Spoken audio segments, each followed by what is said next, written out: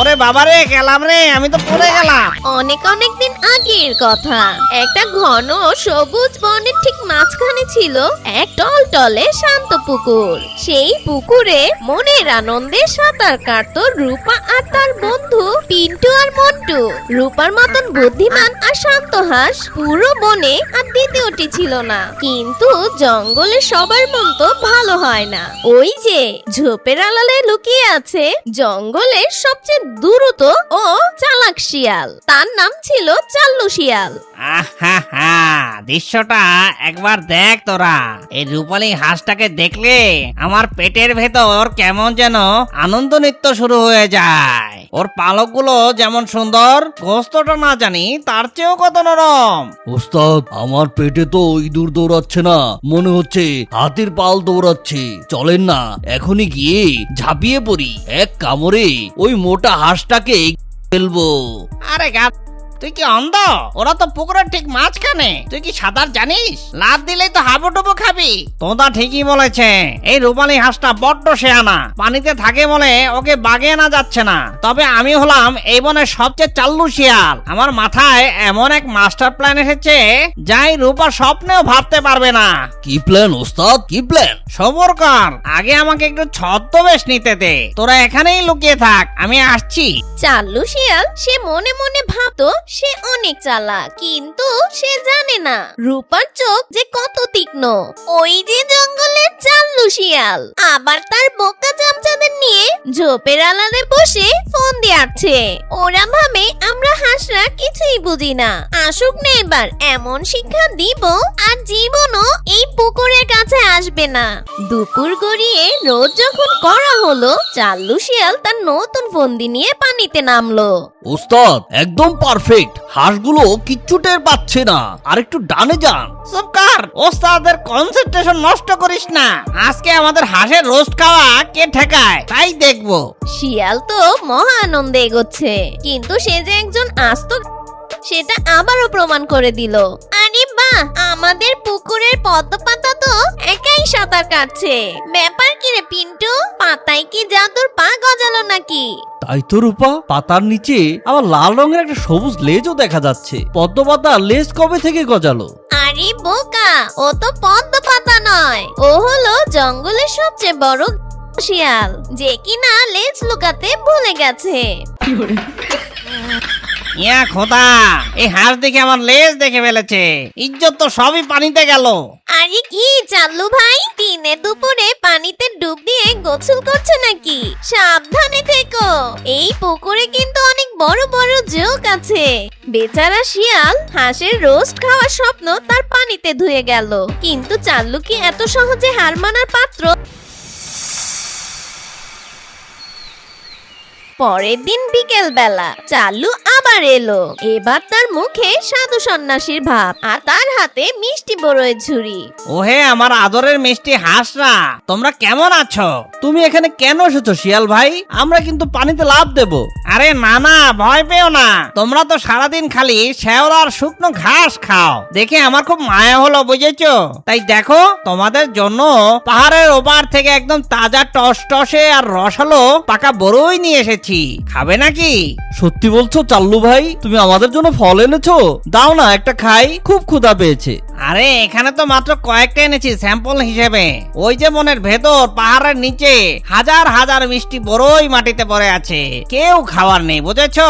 তোমরা আমার সাথে চলো, তোমাদের পেট পুরে বড়ই খাওয়াবো, চাইলে বাসাতেও নিয়ে আসতে পারবে। পিন্টু আর মন্টু তো দারুণ লোভী। ফলের কথা শুনে তাদের মন গলে গেল, কিন্তু তারা জানতো না বড়ইয়ের বদলে শিয়াল তাদের চিবিয়ে খাওয়ার প্ল্যান করছে। খবরদার পিন্টু মিন্টু, এক পাও সামনে বাড়াবি না, ওর কথা একদম কান দিবি না। কিন্তু রূপা, চাল্লু ভাই তো আমাদের বড়ই খাওয়াতে চাইছে, উনি তো ভালো হয়ে গেছেন মনে হচ্ছে।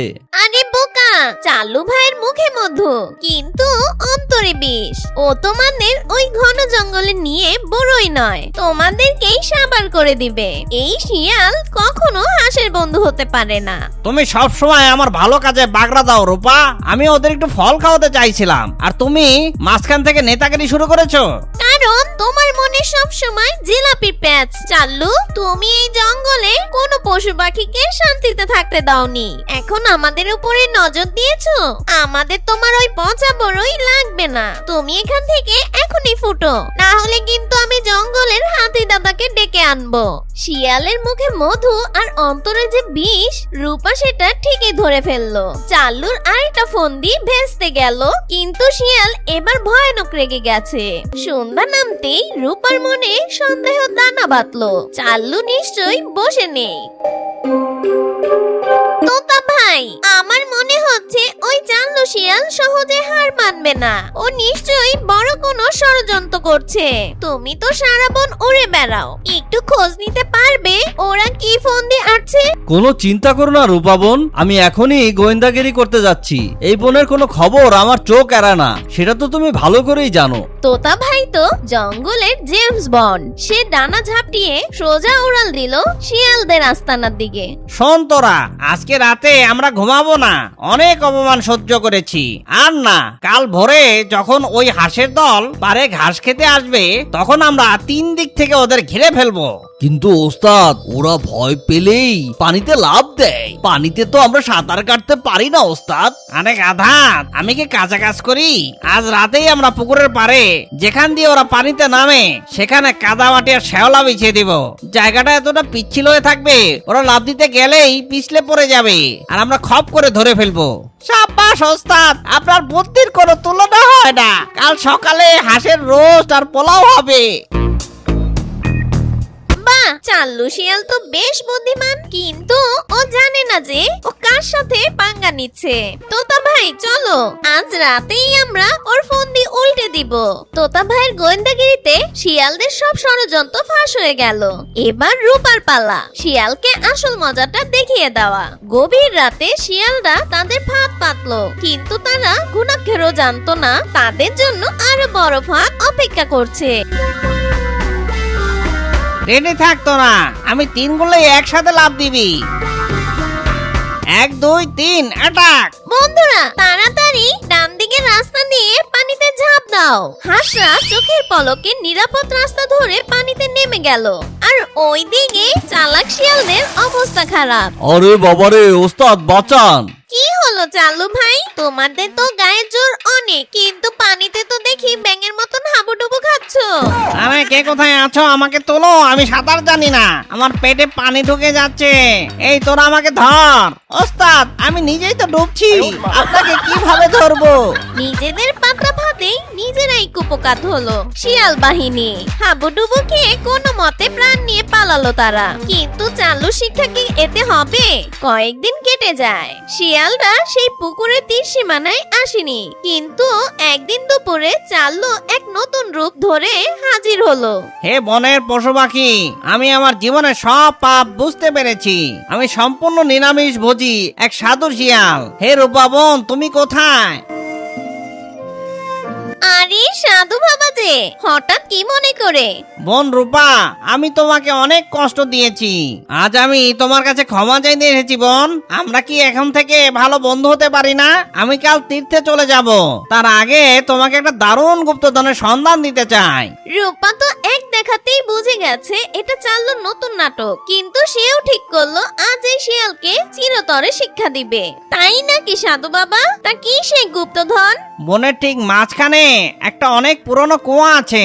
সেই কুয়ার গভীরে একটা জাদুকরি সোনার মাছ থাকে। যে ওই মাছটাকে দেখতে পায় সে বনের রাজা হয়ে যায়, আর তার কোনোদিন খাবারের অভাব হয় না। চলো তোমাকে সেই কুয়াটার কাছে নিয়ে যাই। সত্যি সোনার মাছ, বনের রাজা? চলো চলো চাল্লু ভাই, এখনই চলো, আমি ওই মাছটা দেখতে চাই। বোকা হাঁস, কুয়ার কাছে গেলেই তোকে ধাক্কা দিয়ে নিচে ফেলবো, তারপর দড়ি দিয়ে তুলে আরাম করে খাবো। হ্যাঁ হ্যাঁ হ্যাঁ। বোকা শিয়ালটা হাসছে মনে মনে, আর বুদ্ধিমান হাঁস হাসছে প্রকাশ্যে। দেখা যাক শেষ হাসিটা কে হাসে। হাঁটতে হাঁটতে চাল্লু আর রূপা এসে পৌঁছালো বনের এক অন্ধকার কুয়ার ধারে। চাল্লুর লোভী চোখ তখন হাঁসের মাংসের স্বপ্নে বিভোর। এই যেমন রূপা, চলে এসেছি। এই দেখো, কুয়া ঠিক মাঝখানে পানির নিচে একটা হলুদ আলো জল করছে। ওটাই সেই সোনার মাছ। তুমি একটু উকি দিয়ে দেখো বোন। ওরে বাবারে, চাল্লু ভাই জলদি এসো, জলদি। কি হলো? কি দেখলে? আরে চাল্লু ভাই, এখানে তো একটা নয় দুইটা সোনার মাছ, আর একটা মাছের মুখে তো এক বিশাল হীরের টুকরো। যে এটা পাবে সে তো বনের রাজা নয়, পুরো পৃথিবীর রাজা হয়ে যাবে। তুমি তো আমাকে একটা মাছের কথা বলেছিলে। হীরার টুকরো আর পুরো পৃথিবীর রাজা হওয়ার কথা শুনে শিয়ালের চোখ লোভে চকচক করে উঠলো। তার ভিতরে সাধু বেশ নিমেষেই হাওয়া। কি বলছো? হীরার টুকরো? সরো, ওটা আমিই নেব। তুমি দূরে সরে যাও। কোথায় হীরা? আমি তো কিছুই। ওরে বাবারে, গেলাম রে, আমি তো পড়ে গেলাম। রূপা বোন, আমাকে তোলো। আমি আর কোনোদিন হাঁস খাবো না। আমি জীবনে তোমার দিকে ভিড়ে তাকাবো না বোন। প্লিজ, উপর থেকে একটা দড়ি বা গাছের ডাল ফেলো। শোনো চাল্লু ভাই, বাংলা একটা প্রবাদ আছে, অতি চালাকের গলায় দড়ি। অতিরিক্ত লোভ আর সবসময় অন্যের ক্ষতি করার চিন্তা নিজের পতন নিজেই ডেকে এনেছো।